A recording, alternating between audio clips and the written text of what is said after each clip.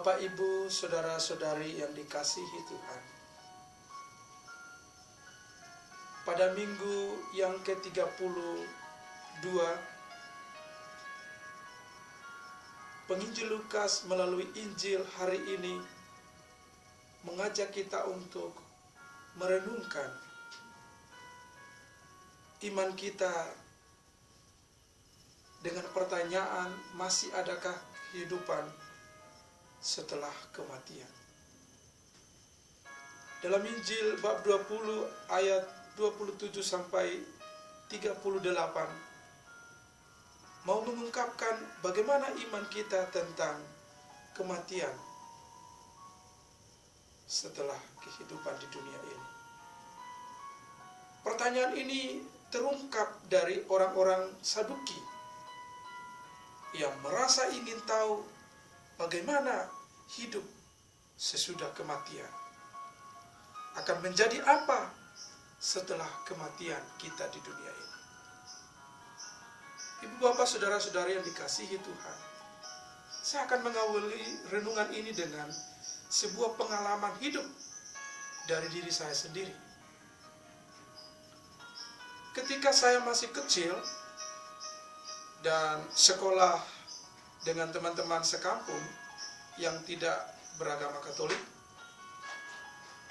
saya dan teman-teman yang Katolik sering diolok-olok oleh teman-teman yang beragama lain.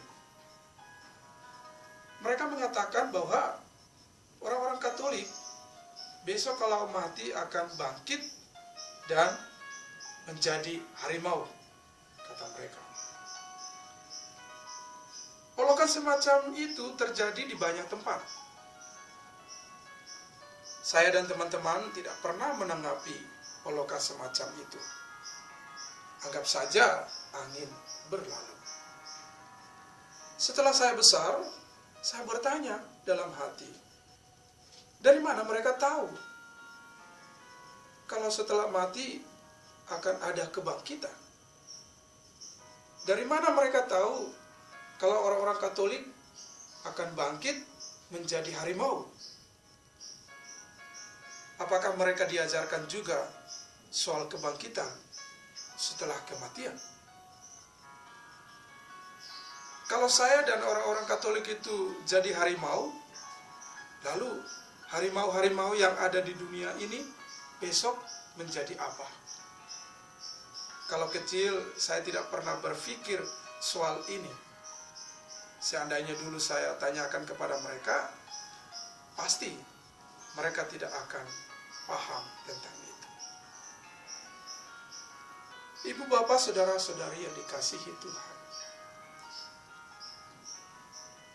Lukas dalam Injil hari ini mempunyai ungkapan tersendiri mengenai kebangkitan setelah kematian.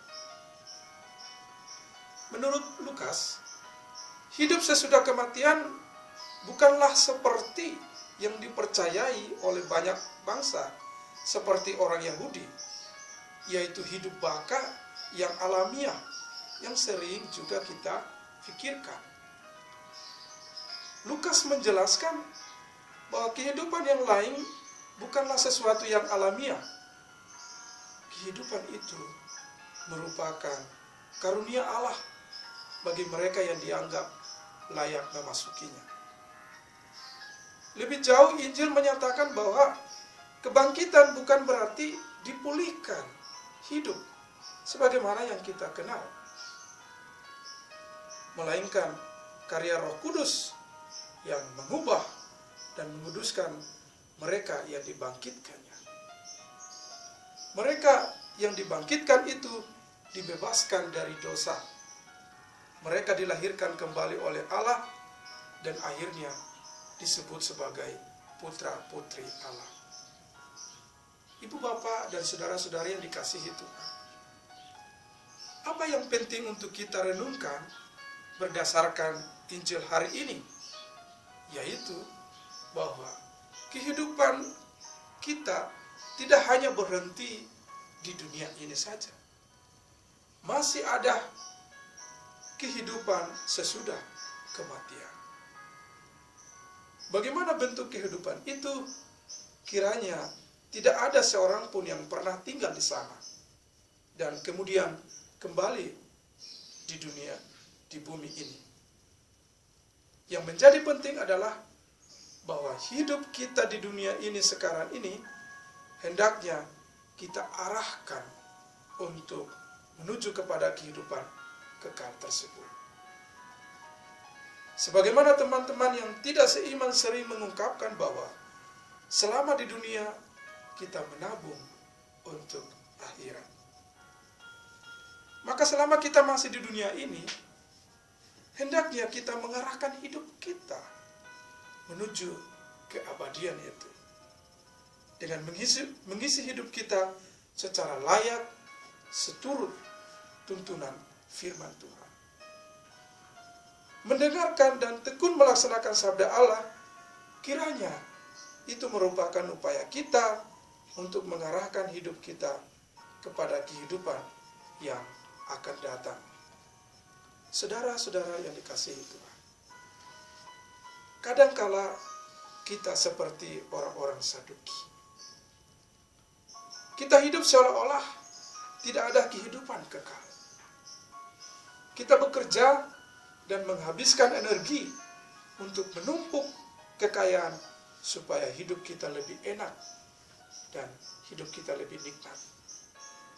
Kita enggan menghidupi nilai-nilai Injil karena nilai-nilai tersebut membutuhkan pengorbanan dan mengganggu kenyamanan kita. Saudara-saudara yang dikasihi Tuhan, namun jelas kehidupan yang demikian tidak akan membawa kehidupan yang sejati. Kehidupan sesudah kematian merupakan kebenaran yang memberikan kekuatan kepada kita untuk terus berjuang sekalipun mengalami kesulitan di dalam hidup ini.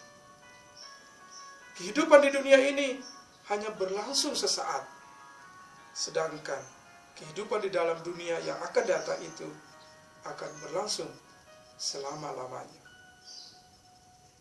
Karena itu, saudara-saudari yang dikasihi Tuhan, marilah kita menyiapkan diri kita untuk kehidupan sesudah kematian itu dengan sebanyak mungkin berbuat baik. Setiap perbuatan baik yang kita lakukan merupakan karsis untuk bisa masuk ke dalam kehidupan yang kekal.